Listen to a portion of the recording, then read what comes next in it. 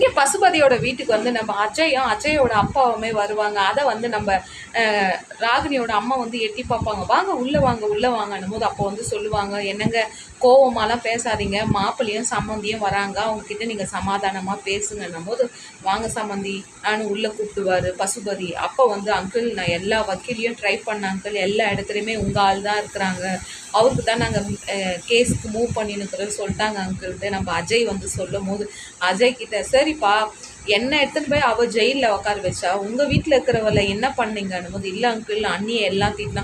ஓஹோ எனக்கு இவ்வளோ பண்ணியா அவள் உனக்கு அண்ணியான்ட்டு பசுபதி கோவமாக வந்து அஜய் கிட்ட வந்து பேசுவார்.